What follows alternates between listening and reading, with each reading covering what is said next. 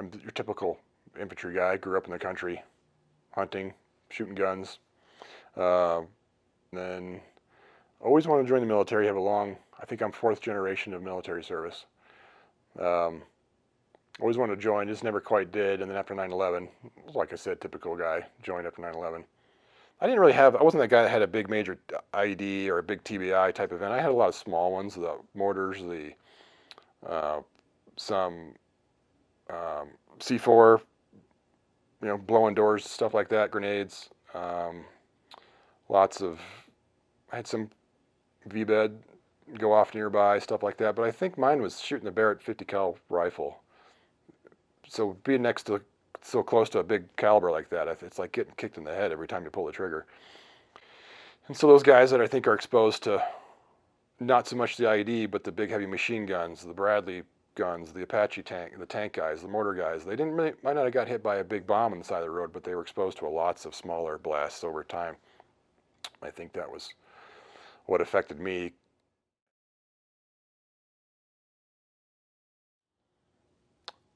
I was apprehensive for sure coming because I didn't want to. I didn't want to come. I was trying every reason not to come here. And my wife helped push me, and my friends helped push me, and I wanted to get better. They're the best at what they do. I mean, phenomenal. The the credentials are out of this world for one, and so you kind of think you're walking into this bunch of professors and highly educated people, which guys like me are not used to being around. They are all those things, but you do not get that feeling from them. They're just good people wanting to help. I always thought it was cool how they combined the cohort, your group you're with, but it's also solo. It's a good mix of you get to be alone and work on yourself for part of the time, and then you get to be with your buddies and go through things together, which you need both. I didn't realize that until I went through it, but you need your buddies to help you and to relate to, probably more than anything, your peers. And you get to hear their stories, so you kind of get to realize there's a lot of other people out there that are working on themselves. It's not just you. You kind of go through this together. And then those moments you want to be alone and maybe talk with somebody and get some stuff off your chest, or admit to some things, whatever. What I tell people that I try to get to come is you will come out a completely different person and a better person. Man or woman, doesn't matter. You're going to come out better than when you went in. And you could be at 10%. So if you come out at 20%, 25%, you're better than when you went in. And that just starts a trend that you continue to improve every day.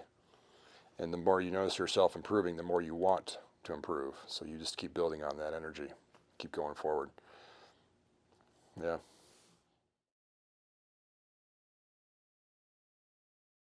Um, but definitely, I'm now able to achieve more. I started a nonprofit helping vets and first responders, so I can work harder at that. I'm now a what's called a health and wellness trauma coach for a program called Veterans Talking to Veterans, where I work with other veterans in our communities, and that is expanding. So I'm now working with other veterans around the country, really. That I don't mind working with them. I don't mind talking to their people. I have wives calling me. I communicate with them now. When before I would have avoided that. I wouldn't even showed up to talk about, to even, so I heard about Veterans Talking to Veterans was that they came to our community and you just can sit and listen to what they're doing for vets and then sign up if you want. Before Marcus, I never even would have gone to that sign up event. And now here I am heavily involved with them and helping others and building that program. So yeah, I'd say just coming out of my shell more than anything. And I don't really have the anger problems anymore. I don't blow up like I used to. I can definitely focus way more.